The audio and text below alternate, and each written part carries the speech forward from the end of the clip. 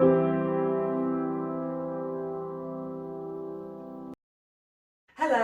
and welcome to my channel, Thriving Not Just Surviving. I am your host, Charlie Henry. This channel focuses on health, wellness, beauty, longevity, everything you need to look and feel your best and to thrive as you get older.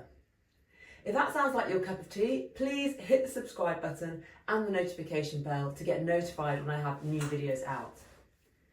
Today I'm going to share strategies to reduce respiratory illnesses over winter. I live in the Northern Hemisphere in London and our winters are pretty brutal. There was a time in my life when I would catch every single cold that went around every single winter. But I'm delighted to say I've reversed that situation and now I rarely get sick. In fact, I haven't taken a sick day from work for several years now. There are 4 secrets to my success. These are things that will prevent you from getting a cold, not things that treat the cold once it has arrived. Experts agree prevention is better than cure where any illness is concerned. And I really don't want to get sick in the first place. That's my aim, and that's what I want for you too, to have healthy, happy, illness-free winters. So let's get into it. First and most important thing on the list is rest. In our modern Western culture, overworking and missing sleep are both actively encouraged. We can see the truth of this in popular sayings such as, "I'll sleep when I'm dead," or "work hard, play hard, no rest for the wicked." I could think of countless more.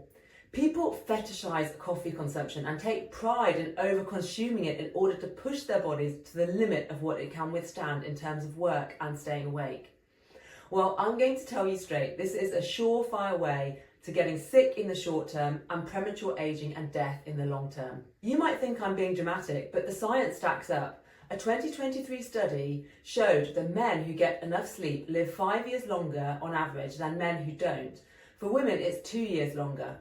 But scores more people cut their lives short through heart disease, diabetes and dementia, the incidences of which increases sharply with sleep deprivation. Studies also show that if you are sleep deprived, you are more likely to get sick when exposed to a virus. You have to improve your sleep if you're going to improve your immune system. This is the single most important thing you can do to cut your incidence of respiratory illnesses in winter. And if you do nothing else on this list, just getting more sleep alone will help you get sick less often. Improving sleep quality is quite a vast subject. I could do an entire video just on that, so I'm going to focus on the top 3 things that will help you sleep better. Firstly, have no more than 1 strong cup of coffee in the morning. Caffeine has a half-life of 8 hours, which means that if you have a strong cup of coffee at 3 in the afternoon, for example, and try to get to bed by 10 o'clock that night, half of that caffeine is still circulating in your bloodstream, making it harder to sleep and reducing the quality of your sleep. You need to have deep sleep in order to improve your immune system. REM sleep, when we dream, improves our creative thinking, but the deep sleep, when we're fast asleep and not dreaming, that's when our body repairs and regenerates. Crucially, this is when our immune system gets a boost. If we never hit that deep sleep because we have too much caffeine in our system, we will get sick more often. If you can't bear the thought of cutting out your afternoon coffee, why not switch to decaf? It has about 2 to 5 milligrams of caffeine per cup, a tiny enough amount to give you a boost if your energy is flagging, but not enough to stop you sleeping at night. The second thing to do to improve your sleep quality is simply go to bed earlier, much earlier. You need to aim for 8 hours sleep per night. Many adults think that they can survive well on less. The science shows this is not true. 8 hours is the optimal amount for most adults. You need to go to bed a minimum of 30 minutes before you actually want to be asleep. So you can't go to bed at 11 if you want to wake up at 7. You need to go to bed at 10:30 if you want to wake up at 7. This allows your body 30 minutes of wind down time, the time it takes to actually fall asleep, and then a full 8 hours of actual sleep. The biggest hindrance in our modern lives is watching TV or other screens until the last minute before we switch the lights off. That blue light makes your body think it's still daytime, so it stops you from falling asleep. If I want to watch TV at night, I wear blue light blocking glasses. I've got them here. Actually, Do Not Age do a very good pair. Yes, they look a bit weird, but these block out the blue light completely. So if you really want to watch those last few Netflix programs or whatever, you can wear them and that will stop your blue light from getting into your retinas. Aside from wearing blue light blocking glasses, you can stop watching screens for earlier and do other non-screen based activities such as listening to podcasts or audiobooks, reading, or even old school activities such as jigsaw puzzling or drawing.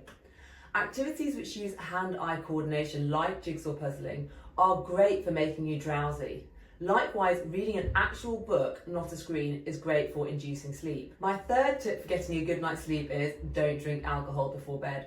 Many people think alcohol makes you sleep better because it makes you drowsy, but the quality of sleep you get is very shallow and not at all restorative.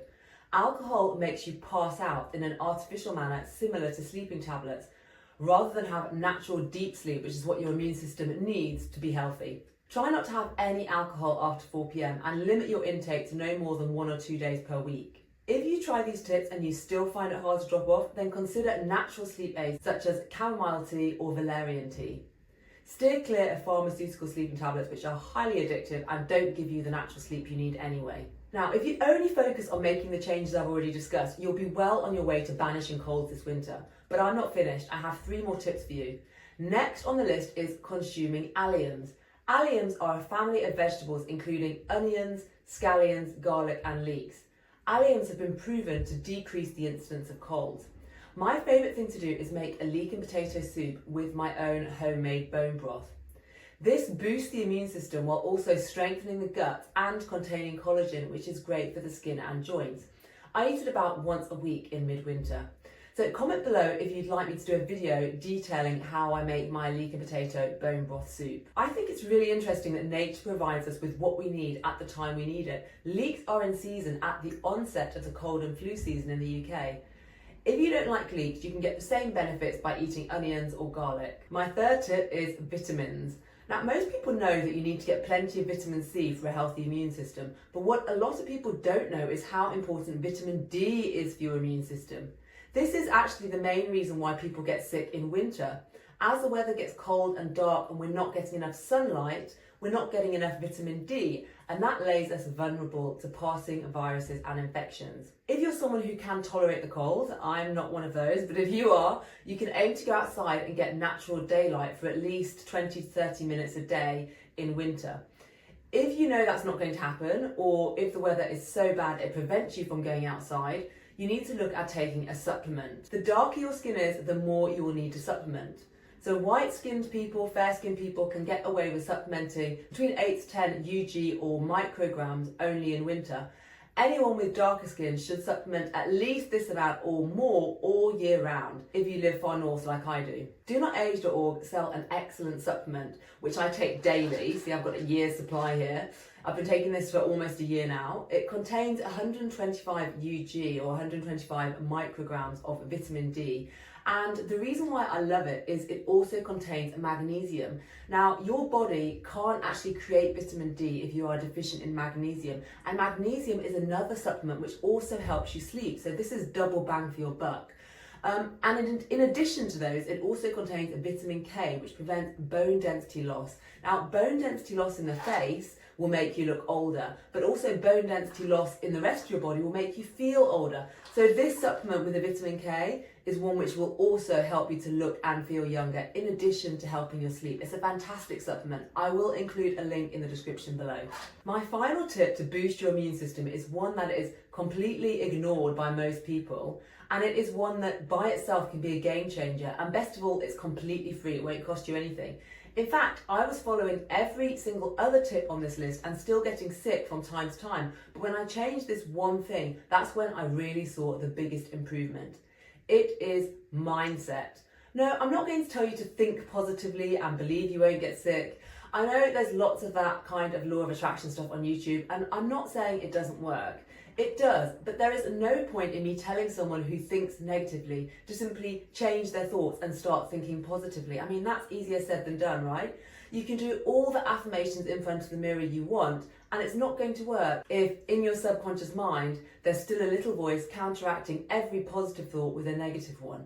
And that's the thing about the subconscious. It's subconscious, you're not aware of it, so you won't even know that you have a negative mindset. What I'm going to suggest is something far, far simpler and I would say more effective.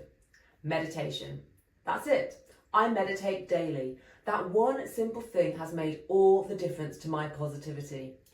Meditation is proven to make people happier. When we meditate, we are practicing putting our minds out of beta and into an alpha state, which is a state of relaxed alertness. This improves memory and creativity, but it also improves our ability to regulate emotions. That emotional regulation is what causes you to think more positively and get sick less often, because stress no longer affects you in the same way. You can see the benefits of meditation in as little as 3 weeks of regular practice. It works without you really even trying too hard. I will be doing an entire video on my meditation technique in the upcoming weeks because this is quite a large topic, so I'll keep it simple here. I hear people saying, I can't meditate, I can't clear my thoughts. If that's you, you're misunderstanding the aim of meditation. We're not trying to clear our thoughts in meditation.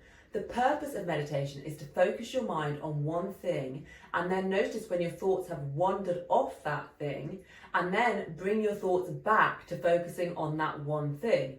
And if you do that over and over again until the end of the meditation session, that's it. Job done. Buddha once said, if I lose my concentration 1,000 times during a meditation session and bring my mind back 1,000 times, that was a beautiful meditation session. Now, I love that quote because it really sums it up how easy it is to be successful. Success simply means consistency and practice. It doesn't mean clearing your thoughts. That's it. That's all you need to do. What I do is I sit down and focus on a mantra. In my mantra, I repeat the words I am silently in my head over and over for 20 minutes until my alarm goes off. Then I rest for a few minutes and get up and get on with my day. If meditation is completely new to you, I recommend starting with 15 minutes once a day. That's a good practice for a beginner, and you will see improvements even with that. Now, 15 minutes, think about it. That's not long, is it? Surely you can fit that into your day. You don't have to use a mantra. You can focus on your breath. Simply focus on the way it feels when air comes into the body and the way it feels when air goes out of the body. I did that practice for years and years before I switched to the practice that I'm doing now, and I got a lot out of that simple breath meditation. Decide what time of day you're going to do it and stick to it. For example, you could set your alarm 20 minutes earlier in the morning, which of course means you'll have to go to bed 20 minutes earlier too. Then do your 15-minute meditation, have a 5-minute rest to transition your brainwaves back to a waking state, then get up. Or you could do 15 minutes before you eat your lunch. It's best before lunch, not after, so you don't fall asleep, and also because digestion can sometimes interfere with the meditation process. You could also do maybe 15 minutes before dinner, really any time of the day that works for you. But try to be consistent because your body will start to get used to the time you do it.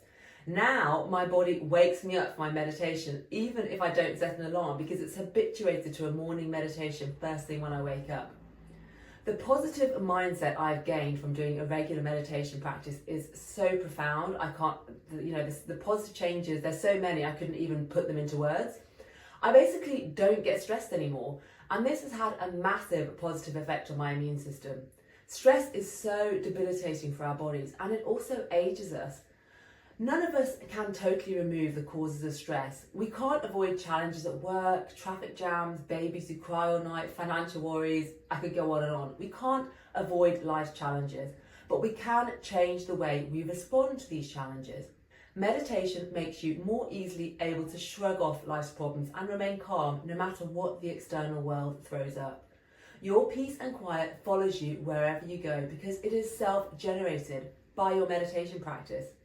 If you adopt this today and keep doing it, you will see positive changes, not just in your immune system, but in your whole life. Again, I will be doing a deep dive into this topic, but I wanted to touch on it here because not many people talk about how important mindset is for physical health, and I believe it's a vital piece that shouldn't be ignored. These days, we see our bodies in isolation as simply mechanical machines, but actually, the mind-body-spirit connection is so important to our overall health. What do you think? Do you think it's possible to simply focus on making physical changes and still see improvements in our immune system without focusing on mindset at all? Do you have any other tips to share with us? Or perhaps you've tried some of these things and want to comment on your experience. Please comment below. I love hearing from you and always respond, especially to early commenters. That's it for now. Thank you so much for watching, and I'll see you next time. Bye.